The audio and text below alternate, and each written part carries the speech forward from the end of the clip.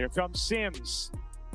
Pedaling into the paint, leaning and hitting a 10-0 run to start this game for Indiana. And Minnesota wants a timeout. Caitlin Clark knows it. After Indiana's third straight victory, Kelsey Mitchell delivered a message in the locker room that had her teammates buzzing with excitement. Caitlin Clark was one of 5 key players the Fever leaned on, but it was Mitchell's words that perfectly captured the team's mindset heading into the playoffs. This wasn't the voice of a group seeing themselves as underdogs. It was the confidence of true contenders determined to reshape the 2025 WNBA story. If you're fired up for the playoffs, drop a message of support for the Fever below. Come on, Indiana. Fire basketball. I know a lot of people will talk about Nafisa not playing, but I think they're really good with or without her. You know, they're just a really great basketball team. So I think it was a big win for us because they set the bar high standard-wise. We know what to expect when it comes to Minnesota Lynx, and so I think going into the playoffs, it was big for us because being able to know guarding Courtney Williams, knowing that her thing is a pull-up, knowing that now instead of not knowing that, it's big for us because we give ourselves a chance, and if they are the standard, we get to see where we are. How does a team manage to knock off some of the league's toughest opponents 3 straight times while missing 5 of its top players? The Indiana Fever just pulled it off. What makes this turnaround even more shocking is that, just weeks ago, the squad looked finished. Sydney Colson, Chloe Bai, Ari McDonald, Caitlin Clark, and Sophie Cunningham were all sidelined, Clark, the face of the league, among them. Losing that much firepower would have sunk most teams, especially with the season winding down. But somehow, the Fever refused to fold. Fever done! With the MVP, okay? Bow, bow, bow! Hell yeah. You already know what it is. Dubs in the shake, you already know what it is. You already know what it is. Let's go to the playoffs with some momentum, baby. Remember, this was a team that had lost 4 of its last 5 games. At that point, Indiana's playoff chances looked like they were slipping away. Fans began to wonder if the Fever even had enough bodies to compete, let alone steal wins against powerhouses like the Lynx. Doubt started to creep in, and it felt like a season once filled with promise was destined to fizzle out before the finish line. Yeah, one of the things that I've been impressed with these guys since even the offseason, really the ones that I was able to work out with in the offseason, is how hard they work. There's a work ethic and there's a work style.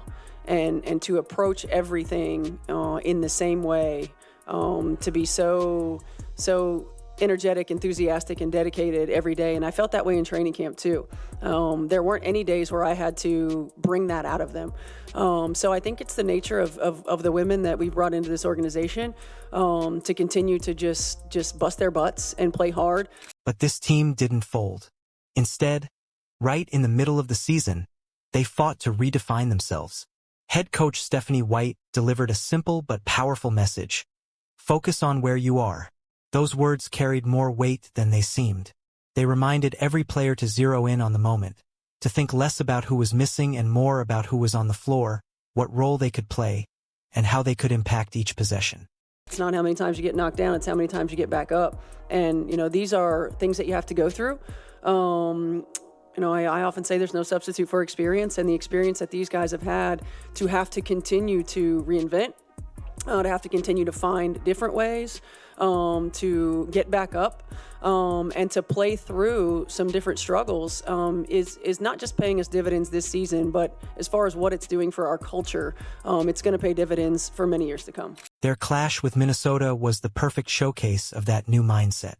Indiana stunned the Lynx by storming out to a 10-0 lead, playing with a pace and urgency that left no room to hesitate. Their energy showed up everywhere, on defense where they swarmed passing lanes and on offense where shots began to fall in rhythm. Suddenly, the Fever weren't defined by who was missing. They were dictating the game. Reserves dove for loose balls, veterans ripped down big rebounds, and everyone bought into the idea that their best chance was to outwork the opponent on every possession. It wasn't always pretty, but it was relentless. That's the difference between a team just surviving and one truly winning. And the reward was clear. Not only did Indiana secure its first winning record since 2015, but they also proved their resilience. Injuries didn't define them, their response did.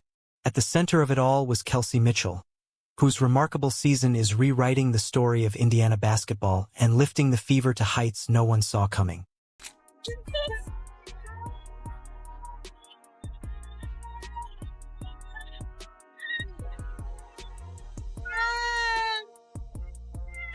I love y'all! With Caitlin Clark sidelined, the big question was simple. Who would step up and keep the Fever alive? It wasn't just about filling her stat line.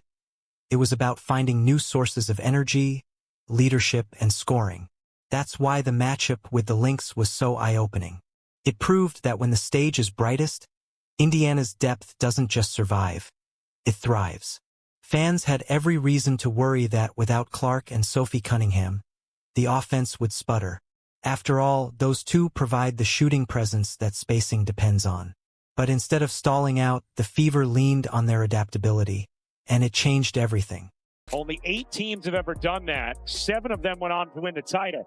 As Boston gets free and lays it in. She will be on my first team. Boston in the paint, sneaks through 2 and lays it in.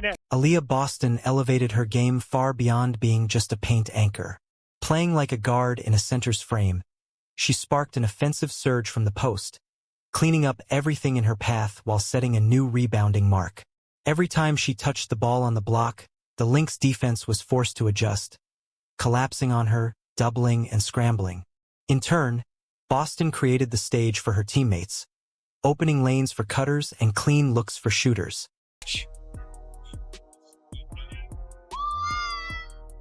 Here's Boston off the steal, coast to coast, heading for 2. Here comes Sims. A little hop. She took it inside the arc. Boston able to finish. Looked like she was getting hugged, but was persistent. Then came Odyssey Sims, proving she still has plenty left in the tank. Coming off the bench, she dropped 15 points and looked like a player who had been waiting for the perfect moment to remind everyone of her value. After the game, Sims summed it up perfectly. The new season starts Sunday. For her and for the Fever, it felt like the start of something new. Williams. Turner finds the cutter. Sims using the window on a really nice pass. That line wasn't just memorable.